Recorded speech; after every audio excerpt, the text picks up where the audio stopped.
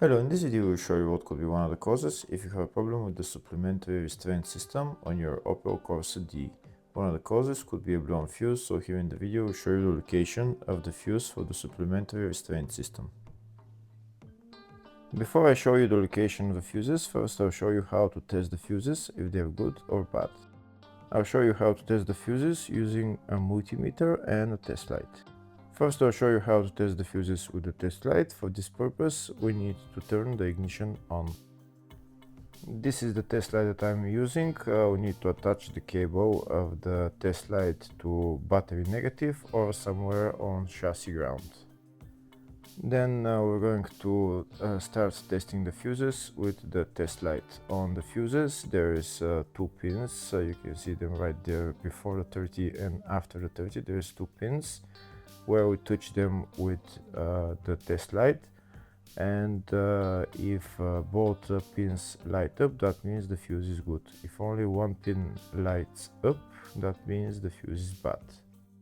Sometimes none of the pins light up, that means that there is no power going to that fuse.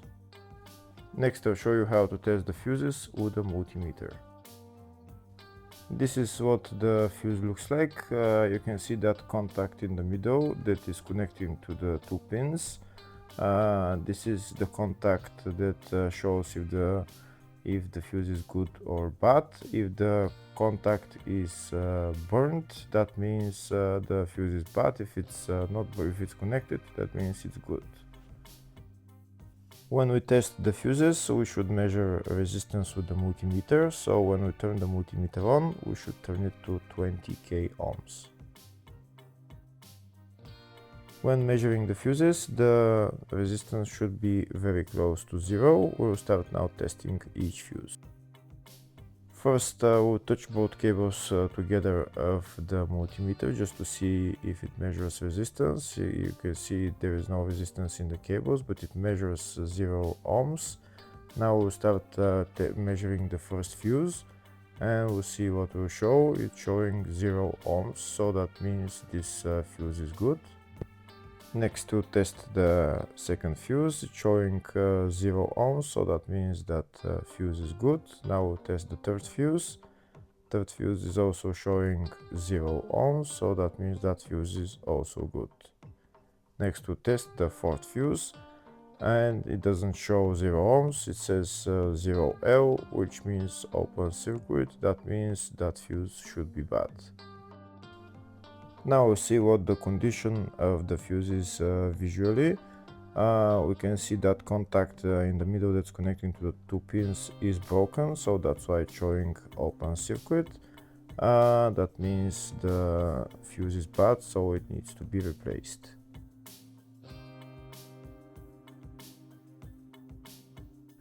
Next I'll show you the location of all the fuse boxes on this Opel Corsa D. There is 2 fuse boxes in the engine bay area. Engine bay 1 fuse box is located behind this plastic cover. The engine bay 2 fuse box is located just on the battery behind this plastic cover. That's it right there. The next fuse box is in the fascia just underneath the steering wheel. You need to pull out this cover, and that's the fuse box in there. Next fuse box is in the load area. It's just behind this plastic cover where I'm showing with the arrow. Next I'll show you a diagram of all the fuse boxes on this Opel Corsa D. There is 2 fuse boxes for the engine bay area. One of them is for the up to 2007 model and one is for after 2007. There's also a fuse box in the load area, fascia and engine bay 2.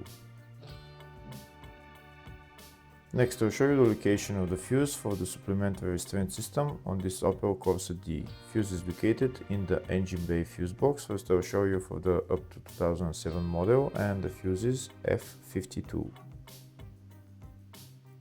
Next I'll show you the location of the fuse for the engine bay fuse box for after 2007 year, and the fuse is F19. Hopefully the video was helpful. Please like and comment on the video and subscribe to the channel. Thank you.